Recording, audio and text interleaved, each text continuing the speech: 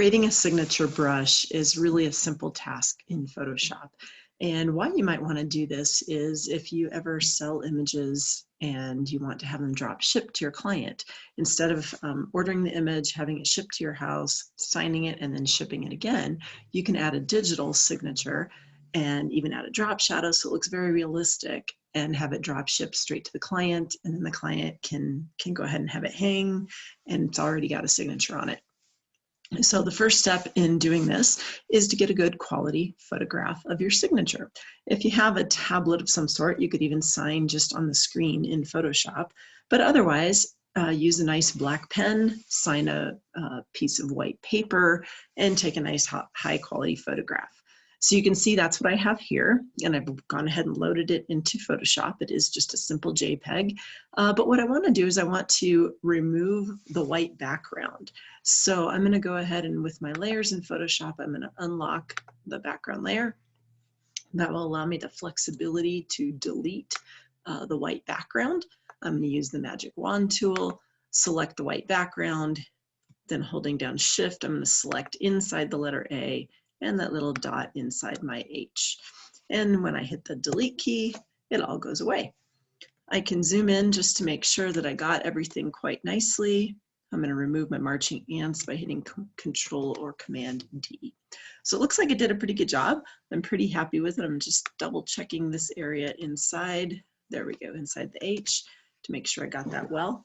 And now I just have a signature.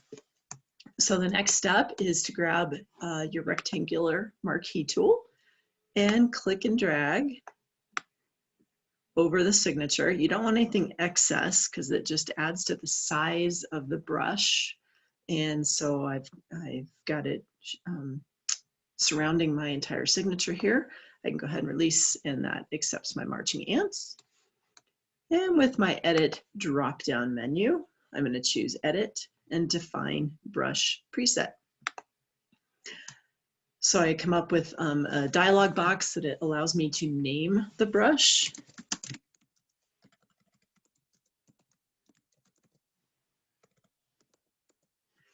And once I hit OK, it automatically switches my brush. You can see it loaded the brush and it loaded this particular signature to it. And let's go ahead and see what that looks like, adding it to an actual image. So I'm going to toggle over to this other open file that I have, just a picture of a flower. And now with my brush, and just so you can see where it ends up going, if I pull down my brush dialog box and scroll down to the bottom, it is my newest brush option. This will stay on this computer forever until I get rid of it again. If I make a new brush, it would just add to it as well. So you can always do however it is you want to work with this brush. You can add different ones. You can have more of a printed, or you could use typeface or anything else that you so desire. So to go ahead and add it onto the photo, first if I look at the size, and I'm thinking that might be a little bit small for this particular image, so I'm going to use my right bracket key to make the signature a little bit larger. I am going to add a new blank layer because I want to make sure the signature does not go on the actual photo itself, that it's going to be on its own separate layer in case I want to change the color or change the size again. And now I can go ahead and grab a color. I'm just going to stick with black at this point. Come down to the bottom. And there's my signature. Now, because it's on its own separate layer, I can add a drop shadow using the effects options in my layers palette. This will help to make the signature kind of pop off the screen a little bit. And I'll just increase the size and spread some so it's more visible on this recording.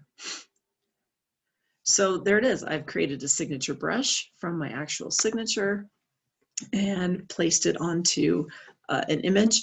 Now, after looking at this longer, I think in retrospect, oh boy, that looks a little bit big. I'd like it smaller. So all I have to do is select the layer, and then I can use my transform tool. Control T, Control or Command T, and then holding down the Shift key so it keeps the ratio correct, I can resize it.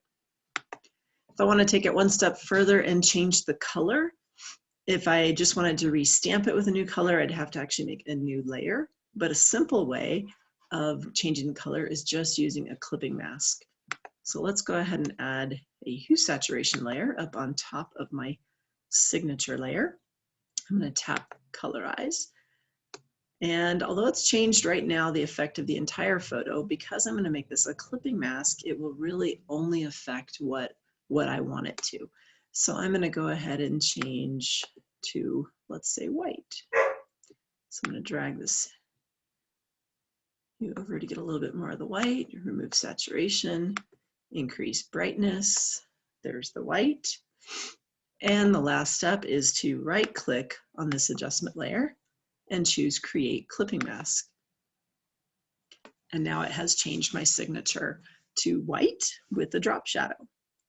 And one last little step, if I think it's too bright, I can always change the opacity of that layer to kind of dull it down some if I'd like.